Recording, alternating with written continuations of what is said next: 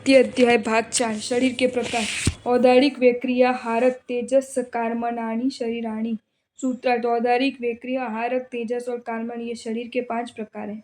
विवेचन इस सूत्र में शरीर के 5 प्रकार बताए हैं। औदारिक शरीर उदार अर्थात स्थूल या प्रधान, स्थूल पुद्गलों से अथवा तीर्थंकर आदि की अपेक्षा से प्रधान श्रेष्ठ पुद्गलों से बना हुआ शरीर औदारिक कहा जाता है। जो शरीर सड़न गलन स्वभाव वाला है, जिसका छेदन भेदन किया जा सकता है, जिसमें रक्त मांस मज्जा अस्थि आदि हो, वह औदारिक शरीर है।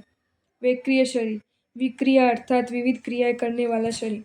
जो शरीर कभी छोटा, कभी बड़ा, कभी पतला, कभी मोटा, कभी अनेक आदि रूपों में परिवर्तित किया जा सकता है, जो इच्छानुसार रूपों में बदला जा सकता है, वह वेक्रिय शरीर है। इसमें रक्त मांस आदि नहीं होते, सड़न गलन आदि धर्म नहीं होते और विशेष प्रकार की प्रक्रिया द्वारा विविध रूपों में स्थूल और सूक्ष्म पद्गलों से निर्मित होता है। आहारक शरीर शुभ प्रशस्त पुद्गल जन्म, विशुद्ध निर्दोष कार्यकारी और व्याघात बाधा रहित शरीर जो 14 पूर्वधारी मुनिराज अपनी विशिष्ट लब्धि के द्वारा निर्मित करते हैं, वह आहारक शरीर कहलाता है। अथवा तीर्थंकर परमात्मा की रिद्धि देखने के लिए, विशिष्ट ज्ञान के लिए, अपने संशय का निराकरण करने के लिए 14 पूर्वधारी जिस शरीर का निर्माण करते हैं, वह आहारक शरीर है। ऐसे शरीर से वे अन्य क्षेत्र में स्थित सर्वज्ञ के पास पहुंचकर उनके संदेह का निवारण कर फिर अपने स्थान में पहुंच जाते हैं। जो शरीर तेजोमय होने से खाए हुए आहार आदि को पचाने वाले हो तथा शरीर को कांति देने वाला वह तेजस शरीर है। जिस प्रकार कृषक खेत को क्यारों में अलग अलग पानी पहुंचाता है, इसी तरह ये शरीर ग्रहण किए हुए आहार आदि को विविध रसादय में परिणित करके अवयव अवयव में पहुंचाता है। सभी संसारी जीव का ये शरीर होता है। कार्मण शरीर कर्म समूह ही कार्मण शरीर है। आत्मा के साथ लगे हुए कर्म समुदाय को कार्मण शरीर कहा जाता है। यह अन्य सब शरीरों की जड़ है, क्योंकि कर्म के कारण ही शरीर की रचना होती है। शरीर की विशेषताएं परम सूक्ष्मम आगे आगे का शरीर सूक्ष्म है। विवेचन उक्त पांचों शरीरों में औदारिक सबसे अधिक स्थूल है, वेक्रिय उससे सूक्ष्म है, आहारिक वेक्रिय से भी सूक्ष्म है, आहारक से तेजस और तेजस से कार्मण सूक्ष्म व सूक्ष्मतर है। प्रदेश तो संख्ये गुणम प्राक तेज 7 प्रदेशों की संख्या की दृष्टि से तेजस से पूर्व के शरीरों का परिमाण असंख्यात गुना होता है। विवेचन प्रदेश अर्थात परमाणु, परमाणुओं से बने जिन स्कंदों से शरीर बनता है, वे ही स्कंद शरीर के आरंभक द्रव्य है। जब तक परमाणु अलग अलग हो तब तक उनसे शरीर नहीं बनता। परमाणु पुंज जो कि स्कंद कहलाते हैं, उनसे ही शरीर बनता है। वे स्कंद भी अनंत परमाणु के बने हुए होने चाहिए। औदारिक शरीर के आरंभक स्कंद अनंत परमाणुओं के होते हैं और वेक्रिय शरीर के आरंभक स्कंद भी अनंत परमाणुओं के होते हैं। वह पर वेक्रिय शरीर के स्कंदगत परमाणुओं की अनंत संख्या औदारिक शरीर के स्कंदगत परमाणुओं की संख्या से असंख्यात गुना अधिक होती है। ये क्रम आहारक शरीर तक है। अतः औदारिक की अपेक्षा वेक्रिय के प्रदेश असंख्यात गुने, वेक्रिय से आहारक के प्रदेश असंख्यात गुने होते हैं। अनंत गुने पड़े तेजस और कार्मण शरीरों के प्रदेश क्रमश अनंत गुना होते हैं।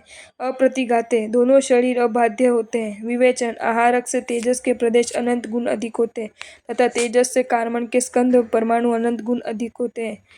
तेजस कार्मण शरीर की विशेषता एक मूर्तिमान द्रव्य का दूसरी मूर्तिमान द्रव्य से रुक जाना, यह टकराना प्रतिघात कहलाता है। तेजस और कार्बन इन दोनों शरीर का प्रतिघात नहीं होता, इसलिए वे अप्रतिघाती बाधा रहित कहलाते हैं। ये दोनों लोक के अंत तक हर जगह जा सकते हैं और चाहे जहाँ से निकाल सकते हैं। वज्र जैसी कठोर वस्तु भी उन्हें प्रवेश करने से रोक नहीं सकती। साधारणतः ये समझ जाता है कि एक मूर्त से दूसरी मूर्त वस्तु का प्रतिघात होता है, पर यह नियम स्थूल वस्तुओं पर लागू होता है, सूक्ष्म पर नहीं। वैसे तो वेक्रिय शरीर रस नाड़ी तक ही गमन कर सकता है। आहारक शरीर का गमन अधिक से अधिक 2.5 द्वीप तक, जहाँ केवली व शुद्ध केवली होते हैं, वहाँ तक होता है। मनुष्य का वेक्रिय शरीर मनुष्य लोक से आगे नहीं जा सकता। अनिंदेच तेजस और कार्मण इन दोनों शरीर को आत्मा के साथ अनादि काल से संबंध है।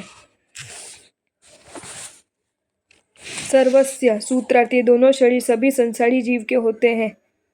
विवेचन तेजस और कार्मण शरीरों के संबंध आत्मा के साथ प्रवाह रूप से अनादि है। जिस प्रकार नदी का प्रवाह चलता है, उससे उसका जल प्रतिक्षण आगे बढ़ता रहता है और पीछे की ओर से प्रतिक्षण आता रहता है, किंतु जल सदा बना रहता है। इस प्रकार तेजस और कार्मण शरीर से पूर्व में बंधे हुए स्कंद प्रतिक्षण झड़ते रहते और नए दलिक बंधते रहते हैं। शरीर सभी संसारी जीवों में ये दोनों शरीर स्थायी रूप से हो रहते हैं। औदारिक आदि आरंभ के 3 शरीर अमुक काल पश्चात सदा नहीं रहते, इसलिए उनका आत्मा के साथ संबंध कथनचित है। एक साथ एक जीव के कितने शरीर संभव? तदादीनि भाज्यानि युगपदे कस्मिन्ना चतुर्भ्य। सूत्रार्थ: एक साथ एक जीव के तेजस और कार्बन से लेकर 4 शरीर तक विकल्प से होते हैं। विवेचन: इस सूत्र का अभिप्राय यह है कि किसी भी संसारी जीव को एक शरीर नहीं हो सकता, कम से कम 2 और अधिक से अधिक 4 हो सकते। एक साथ 5 शरीर किसी भी के नहीं हो सकते। किसी मुनि के पास वैक्रिय एवं आहारक दोनों शरीर होने से 5 भी हो सकते, किंतु यहाँ उपयोग की अपेक्षा 4 बताए गए। जब वैक्रिय का उपयोग होगा तब आहारक का नहीं हो, और जब आहारक का होगा तब वैक्रिय का नहीं। कार्बन शरीर का निरुपभोगिता। निरुपभोगमन्यतम। सूत्रार्थ: अंतिम अर्थात कार्बन शरीर उपयोग रहित होता है। विवेचन: इस सूत्र में कार्बन शरीर को निरुपभोग बताया, अर्थात कार्बन शरीर में उपभोग सुख दुखादि के अनुभव नहीं होता। सामान्यतः जीव इंद्रियों के शुभाशुभ या इष्ट अनिष्ट विषयों को ग्रहण कर सुख दुखादि का अनुभव कर अनेक प्रकार की क्रिया करते हुए उनका उपभोग करता है। कार्बन शरीर अकेला इनका उपभोग नहीं कर सकता, उसे अन्य शरीरों की सहायता आवश्यक होती है।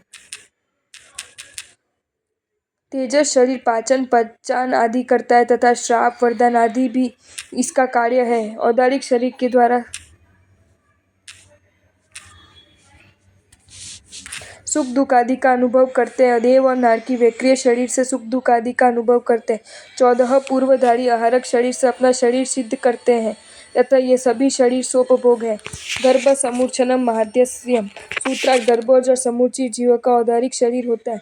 आद्यम का अर्थ है पहला। 5 शरीर में पहला है औदारिक। गर्भ और समूर्छित रूप से जन्म सिर्फ मनुष्य और तिर्यंच का ही होता है, अतः औदारिक शरीर इन दोनों के होते हैं। वैक्रिय शरीर की विशेषता। वैक्रिय मोपापातिकम। उपपात जन्म लेने वाले जीव का वैक्रिय शरीर होता है। लब्धि प्रत्यन्यच। सूत्रार्थ: ये लब्धि रूप से भी होता है। विवेचन: देव और नारकियों का जन्म सिद्ध वैक्रिय शरीर होता है। ये शरीर लब्धि विशेष से भी प्राप्त होता है।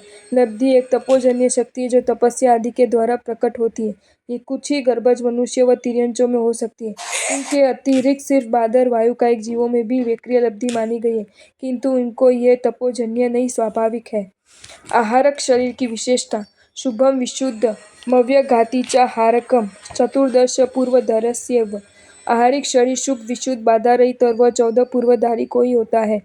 विवेचन: इस सूत्र में आहारक शरीर की विशेषता एवं प्रयोजन बताए। किसी सूक्ष्म विषय में संदेह होने पर उसके निवारण के लिए, अर्थात जब कभी किसी 14 पूर्वधारी मुनि को गहन विषय में संदेह हो, सर्वज्ञ का सन्निधान न हो, तब व्यावहारिक शरीर से क्षेत्रांतर में जाना असंभव देखकर अपनी लब्धि का प्रयोग करते और हस्त प्रमाण छोटा सा शरीर बनाते, जो शुभ पुद्गलजन्य होने से सुंदर मनोज्ञ होता है, प्रशस्त उद्देश्य से बनाए जाने के कारण विशुद्ध होता है और अत्यंत सूक्ष्म होने के कारण अव्याधाती, अर्थात किसी को रोकने वाला या किसी से रुकने वाला नहीं होता। ऐसे शरीर में जहाँ तीर्थंकर होते हैं उनके निकट पहुंचकर अपने संदेह का निवारण कर फिर अपने स्थान पर लौट आते हैं। ये कार्य केवल अंतर्मुहूर्त में हो जाता है।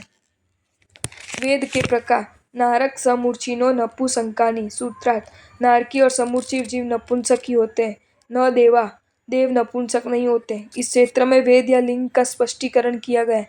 लिंग का अर्थ है चिन्ह। ये 3 प्रकार का है: पुल्लिंग, स्त्रीलिंग और नपुंसकलिंग। वेद का अर्थ है अभिलाषा, विशेष या विषय भोग की अभिलाषा।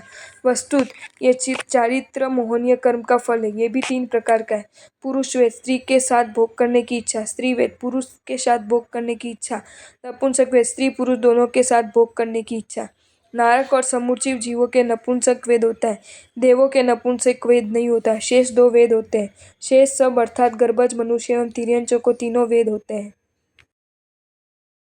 आपको ये वीडियो अच्छा लगा हो तो इसे लाइक करें और शेयर करें, और ऐसे ही नए नए वीडियोज देखने के लिए सब्सक्राइब करें हमारी channel Jain facts and stories को।